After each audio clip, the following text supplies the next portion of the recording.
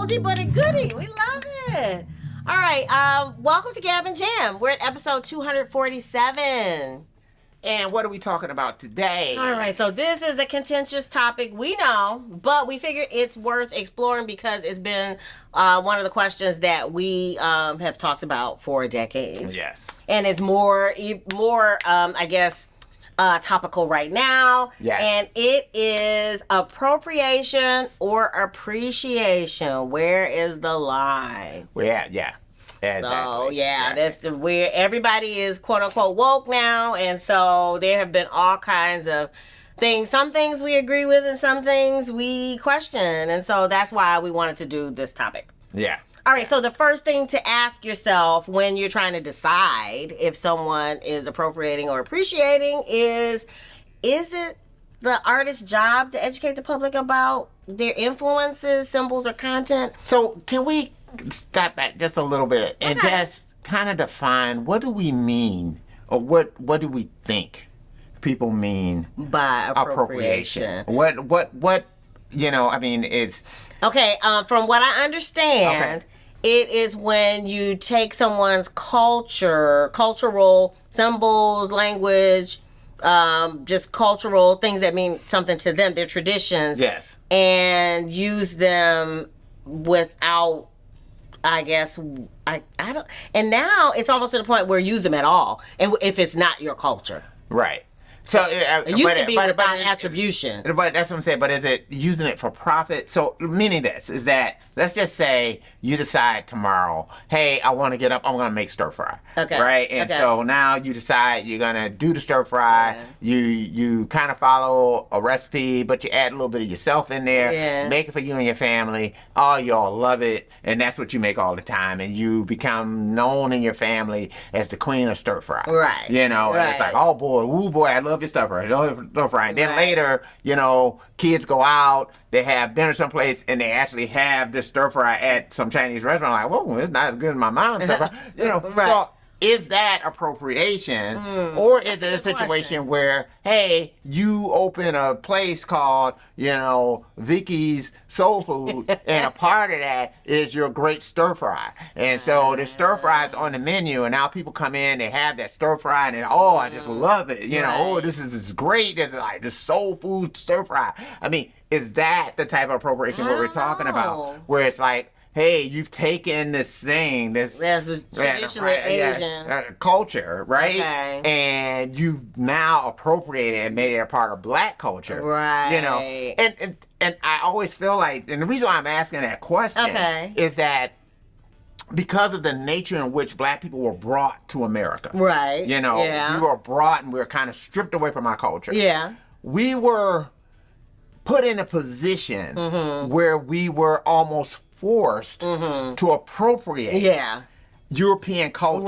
Right, because we had to, we had to assimilate. Had to do these things, right? Yeah. The food, the this, the that. Yeah, the language, the everything. All that stuff, right? Yeah. The language, when you think about slang in the way that is whatever they call Ebonics or black speak now, when you think about that, that is an appropriation of European language, the English language, and kind of putting our own spin on it. Right. Yeah, right? Yeah. So I don't think it matters if there's a money attached to it, because they talk about that. I've heard of, we probably should have gotten our daughter in on this conversation. Yeah, I should have.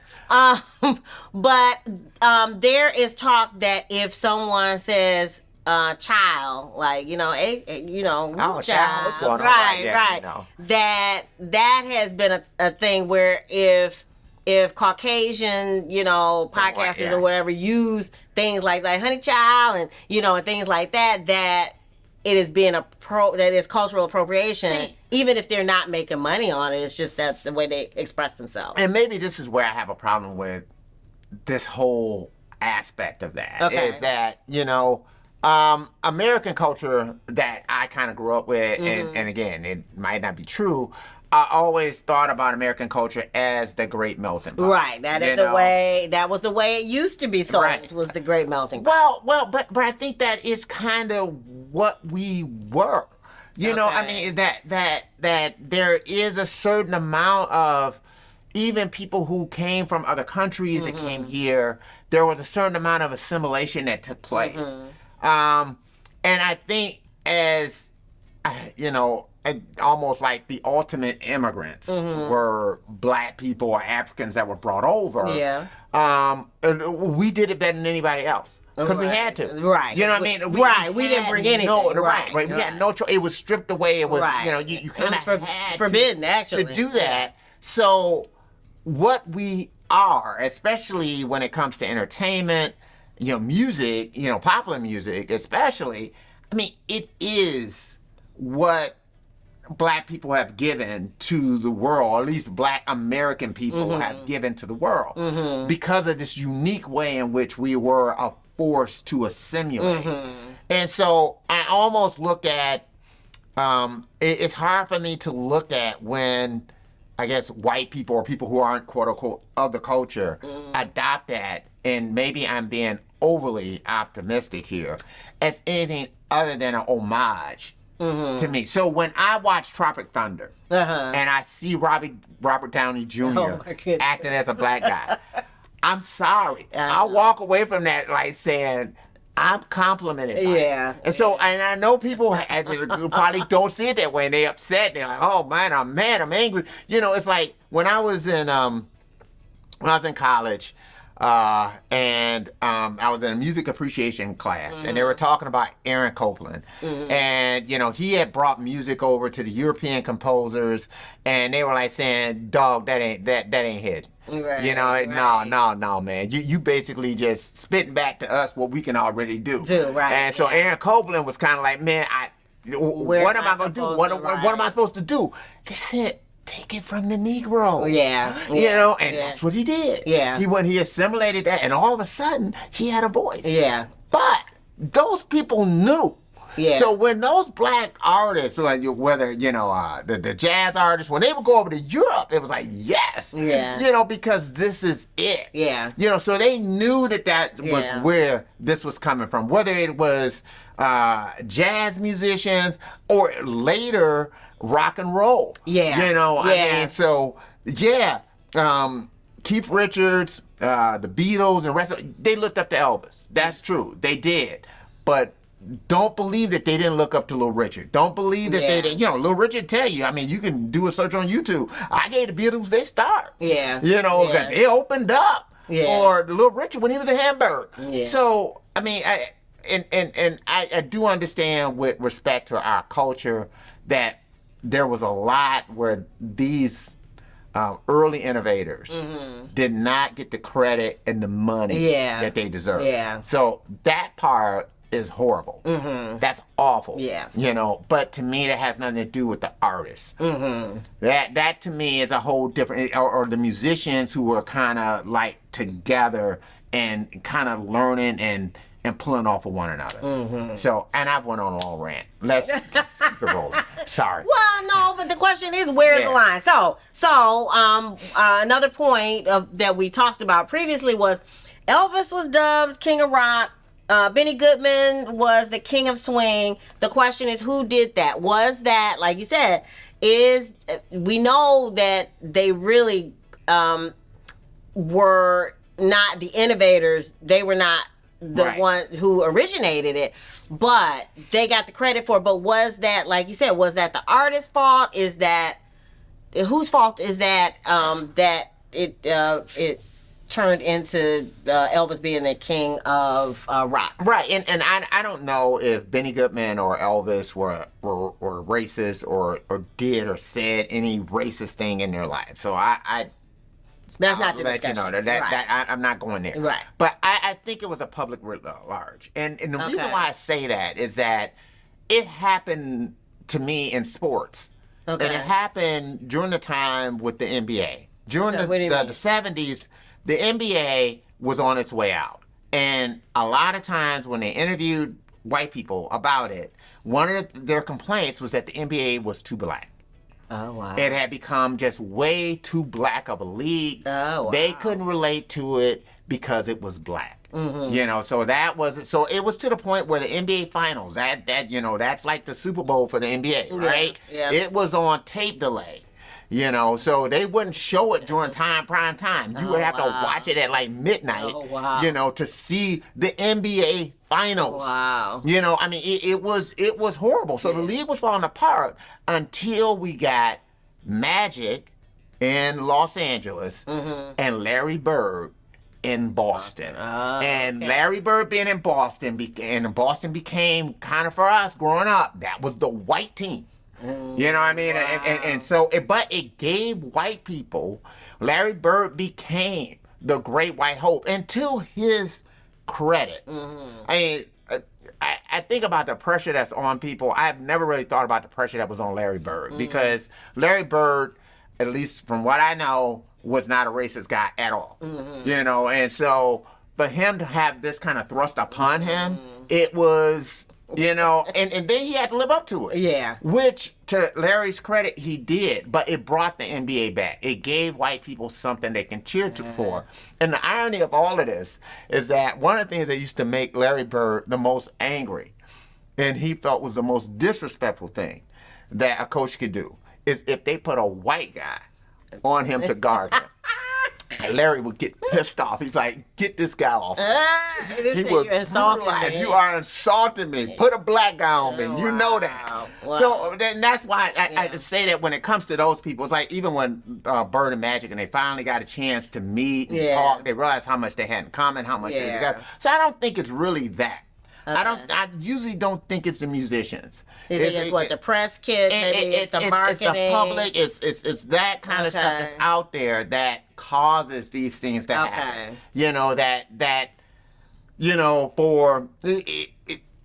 They didn't want to see, like the media or whatever, didn't want to see blacks and whites together on the stage. But those musicians would go to clubs and they would play together. Yeah. So they would do this. Yeah. But it was just what was out there. Yeah. So that cult, that white supremacist culture that was out there that caused Benny Goodman to be, because really they probably didn't like Benny Goodman secretly. Because he was Jewish. Yep. You know that. Yeah. And then it's the same thing with Elvis. It's like that was one of the things. It was like, he was the king of rock and roll because they felt like they needed to push that. Yeah. But I don't necessarily think that was something that was pushed by Elvis. Yeah.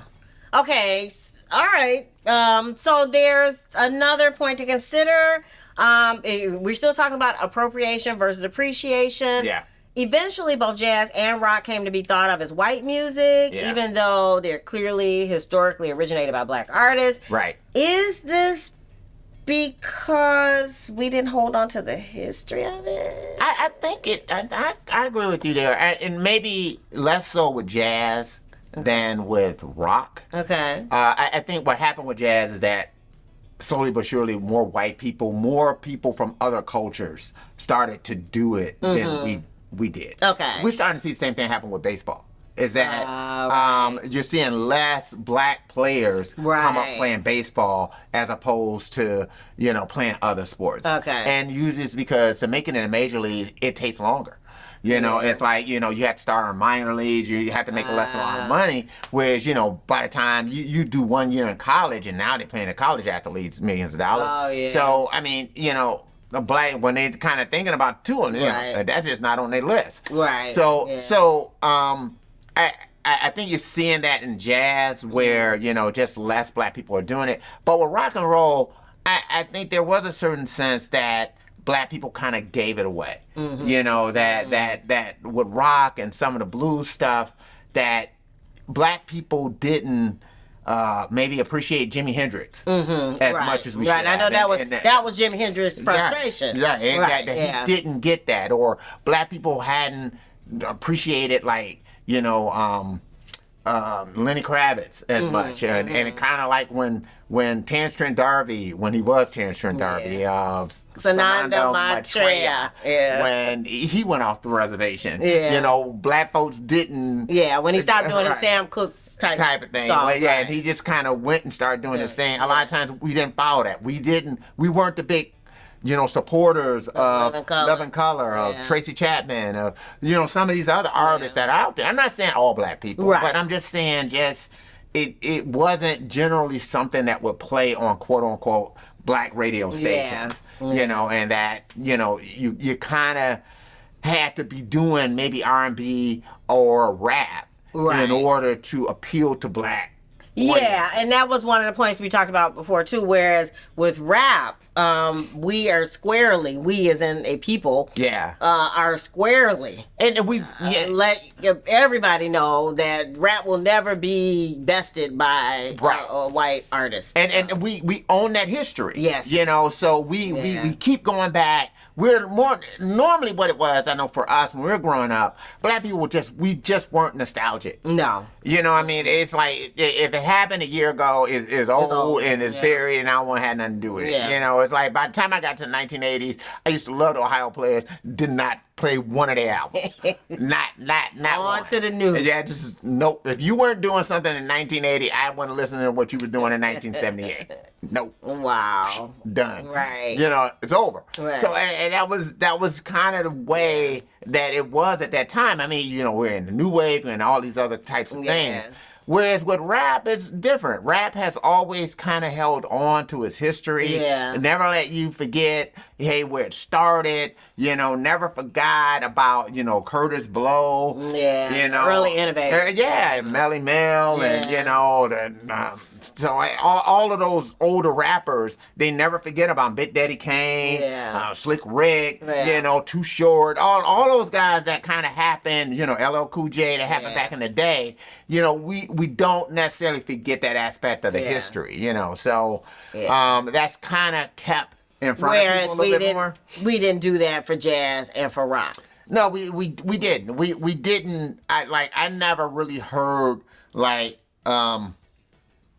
somebody like you know, Fats Domino or Chuck Berry or Lil Richard on black radio. Yeah. You know, I did not hear that growing up. Yeah. You know, so that now if I went past some old 50 station, you know, that was probably run by white people. Yeah. I would hear it, but you would not hear that just on R&B. So I never really connected with it as R&B music. Yeah. You know, and so it was later that I really started to kind of get to the fact, oh no, these guys, they innovate this stuff. They, you know, and start to see kind of the links, you know, between like a Little Richard and a Prince. Yeah. And a Michael Jackson or, you know, a Chuck Berry and, you know, a Jimi Hendrix and a Prince and all the theatrics and all the rest of this kind of stuff that, you know, it all kind of started there. But I didn't quite get that when I was, you know, a teenager. No. So. No. And then the final thing to consider that we weren't sure with that appropriation versus appreciation is appropriation a uniquely American idea? Because it seems like, again, even now, the Europeans know that blacks are the originators of blues, rock, and jazz. Right. It's like Wu-Tang Clan. I mean, you kind of get that they're taking a lot of stuff from Asian culture. You know, and I'm saying we all kind of know that. Yeah. You know, I mean, but again, I almost look at it as homage. And maybe some of it kind of stems from, as far as black people, as far as being sensitive about it, and I don't want to make it seem like, oh, black people are crazy about being sensitive about it, kind of comes from the whole minstrel shows. Yeah. You know, that was not a time in which you felt like they were paying homage to you. You know, that was definitely them smacking you in the face. Yeah. You know, so I get it. And I get that, you know, sometimes you see certain things that you feel like, no, they ain't coming from the right place. Yeah. And I think sometimes we have to evaluate it that way. Yeah. You know, we have to evaluate it whether or not we feel like it's coming from a place of hatred, and, you know, it's like criticism, right? Yeah. Criticism is a worthy tool. Mm-hmm. You know, we all need it. But sometimes it depends on where it's coming from. Mm-hmm. You know, if it's coming out of, hey, I'm trying to help you, you know, that's one thing. Mm-hmm. If it's coming from, I'm trying to tear you down, that's a whole different thing. Yeah. And that's the same thing with appropriation. It's sort of like when I watched Robert Downey Jr. in that movie, Tropic Thunder, I got one thing. When I saw that movie Soul Man, I got a whole different thing. Mm-hmm. These are two different situations where you see them wearing blackface, where to me, the way that it's handled and the place from which it's coming are completely different. Yeah. And that's where, you know, I think that we kind of have to look at it a little bit deeper than just, hey, are you Eminem and you're rapping? And so because you're Eminem and you're white and you're rapping, you're appropriating, black music, and you have no right to do it. Yeah. I think that's, so it's like Doja Cat, I mean, she's what, South African or something like that? I don't know if she's half and half or black and white. Right, she is, but I'm saying that I think that she's got South African parents or something like that. Okay. But she's not necessarily 100% like from the hood. Right. You know what I mean? Yeah, well, I never got it when they're saying that Bruno Mars is appropriate, and I'm like, he's Hawaiian, but he's a black. I mean, I look at a Polynesian that he seems black to me. I don't know. I look at Bruno Mars as appropriating so much stuff from all over the pop landscape. Right. I mean, he appropriated from Sting, and that's the thing too. It's like appropriation is a weird thing. So I was familiar with Bob Marley. I love jamming and that Exodus before I even heard the Police. So I was familiar with him. But when I heard the Police kind of reconnected me to reggae. It really did. And so I coming back to Bob Marley, it really kind of helped me to even connect with it more than what I had done before. And I know the Police were really known for, or kind of bashed for the appropriation, because Sting used to sing in that accent and all the rest of that kind of stuff. After a while, I started singing in that accent. You know what I mean? So it was the same type of thing, But I never felt like the Police, that it was coming from a place. Disrespectful. No, I mean, I felt like it was something that they respected it. They brought something to it. Well, and I kind of felt that way, with Gwen Stefani and Harajuku Girls. Yeah. Because I had never heard of that before, and I thought it actually, it made me more curious about Asian fashion and the cultural, why these type of girls dress the way they dress. Right. So in some ways it shined a light on it for me, and I'm sure that she probably could not do that album now without a lot of pushback. Bjork. She always has done that. Yeah. She's always appropriated from different stuff. Different cultures. And then just kind of really, put her own little spin on it. Yeah. Artists, that's what we are. Yeah. We what's the difference between influences? We take so much. And appropriation. It's such, to me, it's like, it's the raw materials. Of what becomes the art that you hear. Yeah. It is all these things. Yeah. That's what artists do. Yeah. We bring together all these things. We amalgamate all these things together. And just the way that we spit it out is the way that makes it where it's like, wow, this is unique, this is that. But it's because it's taking in all of this stuff. Yeah. We are the ultimate appropriators. Yeah. So it's hard for me to come down hard on that. Yeah. Because that's what we do as artists. Yeah. I mean, if you disagree, hey, throw it in the comments, this is the perfect time. We need to hear what you think. Yeah. So again, what do you think? Yeah. What is the line between appropriation, appreciation, influences, homage? Who's to say what culture is being appropriated? Is it across all cultures, or is it only, because I think a lot of people, like you said, only point to if it's white and black. Yeah, if it's a minority culture versus the majority culture, right? If it's being appropriated in that type of way. Right. So we're really curious about this topic because, again, it affects us. Right. Because I love to ingest, like you said, things, and my fried chicken, I put curry because I like that little Indian flavor. So again, I'm constantly quote unquote gay or queer culture. How much has that influenced everybody? My goodness, you know what I mean? Right. And so again, it's sort of like, when we start thinking about those things, is that kind of what gets you on the road to even acceptance? Is that it's kind of saying I kind of dig that it's got a little flavor I like, right? That is part of our culture. It's the thing that kind of weaves us together. That, I mean, I think that's why America was the quote unquote melting pot. And again, not trying to say America did that perfectly. Right, and not to say that, don't get it wrong, we're not saying that there's no racism. So don't even, that's a different topic for a different day. Right, none of that. We're just talking about as far as artists. Right. And how we should view that, because that affects our creation. It does. So, I mean, that's kind of fundamental. And I mean, and I always say that I have a cross and a Buddha in the bathroom, and I'm sure somebody is gonna say that you can't mix the two, and how could you? And you know, so isn't that kind of I guess an example of what somebody could object to? Right. What do you guys think? Please put in the comments below. We really want to know what you think on this topic because it's important to us. And what else? Yeah, and sugar. Speaking of appropriation, what? Sugar fit. Oh, you know, I'm not gonna say that we did not appropriate. Right, because I kind of was going for the anime look with our cover graphics. So and the music too. I mean, and so again, as I say, it's the building blocks of everything that we do. And again, you can stream it anywhere that you stream your music. Yeah, wherever you might stream it. Okay. Yes. Also, there are ringtones for every song on Sugar Fit, so please avail yourself of those. The link is below. If you dig the vibe, and you want to be a part of the tribe, be sure to subscribe. Wishing you love, peace, and chicken grease.